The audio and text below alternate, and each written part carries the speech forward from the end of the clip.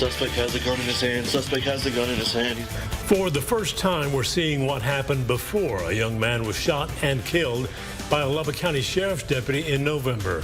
His family continues to demand justice and answers. Good evening, and thank you for joining us. Christy is in for Karen, who is off tonight. Late last year, a Lubbock County Sheriff's deputy shot 20-year-old Erskin Jenkins. LSO tells us Jenkins was threatening others and then pointed a gun at the deputy. Our Investigates team reviewed the body camera footage from that night and the Texas Rangers investigation. We do want to warn you there are graphic moments in this upcoming report. KCBD News Channel 11's Brittany Crittenden joins us with why the Sheriff's Office chose to release this information now. Brittany? Christy and Abner, Sheriff Kelly Rose says there's been a lot of what he calls misinformation shared about this case, so he hopes this footage will clear some things up. Meanwhile, Jenkins' family and organizers on their behalf claim the Sheriff's Office has left them in the dark. 911, what's the address for your emergency? The night of November 23rd, less than 30 minutes before 20-year-old Erskin Jenkins was killed, dispatchers received this call. One of our guests, he was hanging out, and then he got too wasted, and he's waving around a gun, and he's not really threatening to kill anyone, but he's really emotional, and he's all over the place. The call came from outside a home in South Wolforth after a Friendsgiving celebration turned into a nightmare. He is armed, just letting y'all know, but he's a kid. He's a good kid. About 3 minutes later, a Wolforth police officer arrived on scene. Is he threatening to shoot anybody? He was not acting or anything. He was just holding it. He felt very unsafe. The young men tell the officer Jenkins was waving his gun around and that 4 people were still inside the home, hiding from him. He keeps talking about how his father, says that he's weak unless he could kill. As Lubbock County Sheriff's deputies arrive, the officer explains what's going on. Okay, we got the guy with the gun on the side. There's a lot of other kids hiding inside, and he said that he thinks he needs to kill people. So we don't have a choice but to go in, as far as I'm concerned. He asks the homeowner to try and call Jenkins. But after several tries, still no answer. I said that he might have fallen asleep. That would be ideal. So what led up to this? Nothing. He was literally just sitting down, and then out of nowhere, he just started grabbing people, saying, I need to talk to you, and they started trauma dumping. The report from the Texas Rangers reveals the night turned from a more intimate Friendsgiving dinner to a full-blown party with up to 30 people. One person who lived there told Rangers Jenkins was usually a quiet kid who kept to himself, but they'd spent more time together recently. He says Jenkins told him he didn't want to drink that night, but his autopsy reveals he had a blood alcohol level twice the legal limit for someone of age. Witnesses say he was starting to talk nonsense and at one point collapsed. And then I look over at my friends is he okay? And then they didn't know him. None of us know him. I know him. I know that he always carries something on him. And that's why I kept telling everyone, hey, back up, leave him space. And then he pulled it out. So that I told everyone to leave. One witness said Jenkins told people he had to be strong because he had a rough family.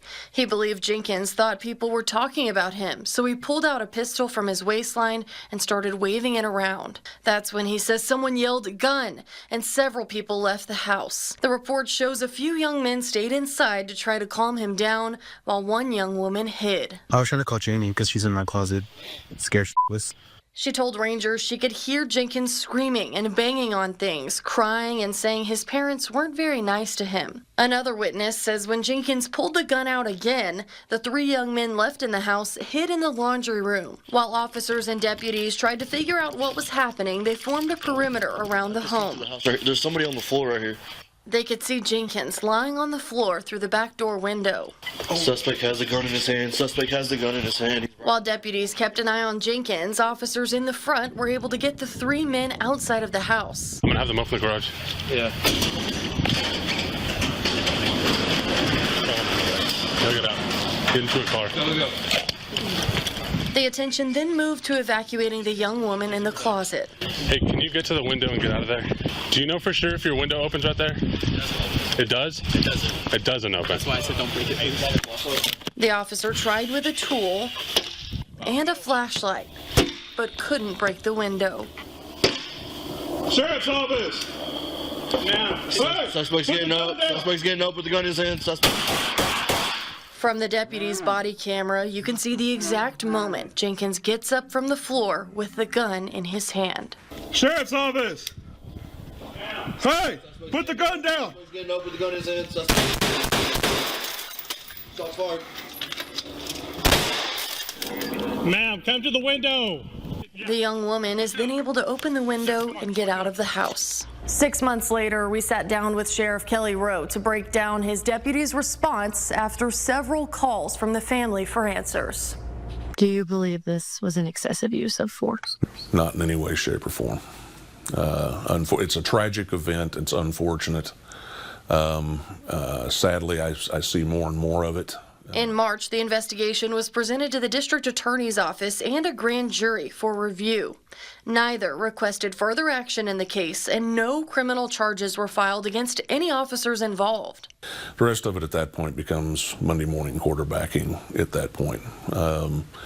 That's why, again, unless you're on that scene, unless you're seeing what those guys are seeing, while they're trying to respond.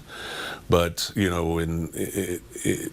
in the scheme of things, I don't know as quickly as that evolved at the end that there was anything different we could have done.